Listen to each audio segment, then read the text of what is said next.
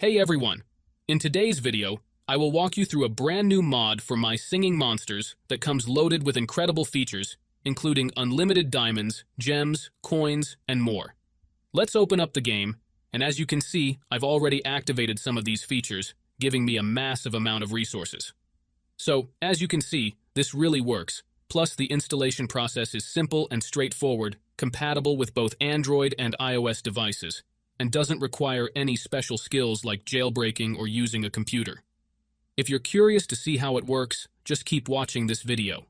Before you can use this method, there are some settings you need to change. These settings apply only for iOS devices. If you are on an Android device, you can skip this part and move on to the next step. First of all, you need to make sure that your My Singing Monsters game is updated to the latest version. To check that, simply go to the App Store and see if there is any update available for the game. If there is, download and install it right away.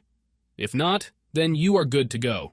Next thing you need to do is go to your settings and make sure that your battery saver mode is turned off. This mode might slow down your device, which we really don't want right now. So, make sure that your battery saver mode is off before proceeding further. Now that you've taken care of those two things, we're all set to move on to the next step. What you need to do next is open up your internet browser, in my case it will be Safari, and go to the website called lucidapk.com. Lucidapk.com is a website where you can find many modded apps and games with amazing features.